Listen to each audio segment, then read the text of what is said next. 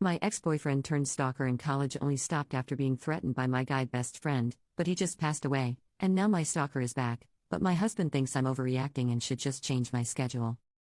So I, 32F, and my husband, 33M, have been arguing a lot recently over my old stalker. For some background, back in college, I was 24, I dated a guy, let's call him Fred, for around 2 months. Fred was interesting to say the least. To save time, he had several red flags once we started dating, so I dumped him. Fred acted like he couldn't care less, so I thought that was that. A few months go by and I'm starting to see Fred everywhere. I see him at the grocery store I go to, my go-to-nail place, my favorite restaurants, etc. I thought it was just a weird coincidence, so I left it at that. A year after our breakup he starts messaging me, telling me he was the happiest with me and that he misses me so much. I called BS and blocked him. Then things escalated. Fred changed numbers every time I blocked him, made new social media accounts, and I strayed at seeing his car everywhere. I tried getting a restraining order against Fred, but since he hadn't done anything to me, they couldn't do anything. A few months later I was walking to my car at night. Fred coincidentally saw me walking alone and offered me a ride home. I said no, I had my own car and kept walking. Fred proceeded to get out of his car and tried pushing me to his car. I punched him and ran to my car. I drove away and luckily he didn't follow. I tried again to get a restraining order, but it was basically his word against mine. They gave me a temporary restraining order, but that's it.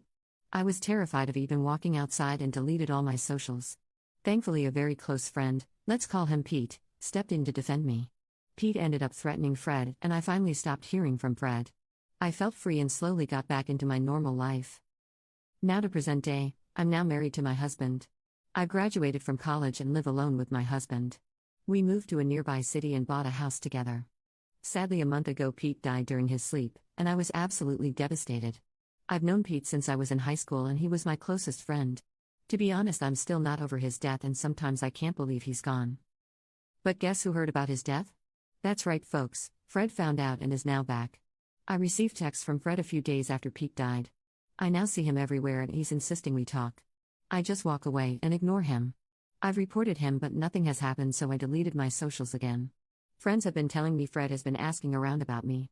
He's asked if I moved, what am I doing lately, if I have other social media accounts, etc. I'm honestly terrified.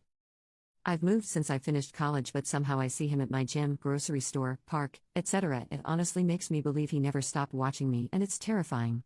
I've told my husband about everything and he says I'm overreacting or just plain ignores my concerns and changes the subject.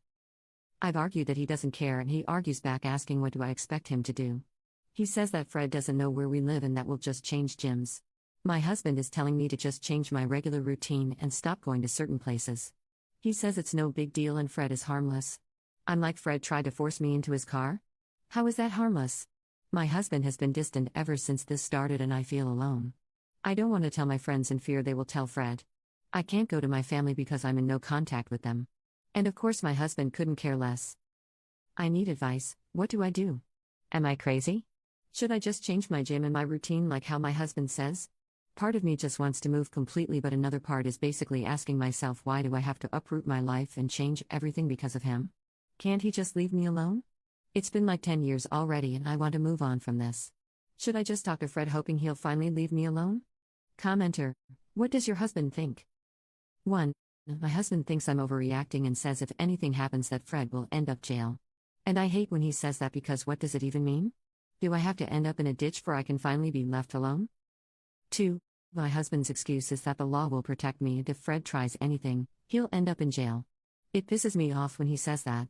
Do I have to end up in a ditch before I can finally be taken seriously? Update 1. My friends don't talk to Fred and they are aware of the situation. Fred has reached out to them randomly asking about me. They have reported and blocked him as well. Now for the update. Last night I decided to have a serious conversation with my husband one last time. I sat down with him and explained the whole situation again.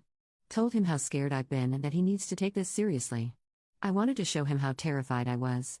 How small I've been made to feel, not just by Fred but also him. How his lack of support/concern for my own safety is making me question our marriage.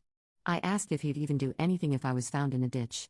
He was silent the whole time while looking at the floor. We sat in silence for a few minutes before I got up to pack my things. My husband proceeded to cry. He apologized and said he'd make this right. He said he didn't want to overreact in fear of scaring me more. But when in reality it made me feel alone. My husband has been looking into Fred, without my knowledge, and has found out where he works, lives, and even Fred's family contact information. He wanted to gather more information about Fred before contacting a lawyer. We're both taking a few days off of work to get our ducks in a row. We're getting a lawyer and gathering evidence of Fred's harassment. We're also currently looking for a therapist we can both talk about this whole situation and other issues we have in our marriage. I also have some voicemails Fred has left me and I officially think he's lost it. I have an Apple iPhone and you're able to see voicemails from blocked numbers. Some of the messages are of him saying straight up gibberish while others are as he's having a conversation with me. He says things like, "Oh yeah babe, I get off work late so tonight is a no-go," or "I'm off so you can come pick it up right now." No. Yeah. I don't know. I can't do this anymore, there's a lot of fashion in my life. It sounds like he's having a conversation but it's no one else, just him, and it's terrifying. My husband does feel bad and is trying his best to console me. He has apologized repeatedly for making me feel lonely and has been more supportive/open. Currently he's looking through my car to check if there's anything that might be giving my location to Fred. I'll keep you all updated if we find anything or if anything else happens. Thank you all for your advice and support. I posted another update, I think you can find it on my posts. Update 2. Wasn't sure if I should make an update but decided to anyways to maybe get some more advice. Thank you to everyone who gave me advice and encouragement. I finished listening to the book The Gift of Fear and it really opened my eyes to a lot. Now on to the update. After my husband didn't find anything in my car, I still felt something wrong, so I took people's advice and took my car to the mechanic. Told my mechanic about my situation and if he could take a look at my car. And to my horror, a couple days later, my mechanic found a small little cube that was placed hidden under my car. At first I really wanted to believe it was just part of my car or something. But my mechanic explained that it wasn't and it was deliberately hidden. The cube is really small and magnetic. I called my lawyer right then and told them everything. I got pictures of the GPS and where it was placed. I thanked the mechanic and drove to my lawyer's office. At this point I was shaking and wanted to cry. How long had the GPS been there? How long has Fred been following me without me knowing? Was he watching me at that moment? Is he going to add another one? I called my husband to meet me at the lawyer's office and told him everything. At the office I just wanted to disappear. I wanted to run away and not look back. I was terrified and I felt so violated. Knowing I was being watched for who knows how long. With everything we had gathered, my lawyer was able to get a temporary restraining that same day. We are currently going through the process of getting a restraining order where I'll have to go to court and see Fred again.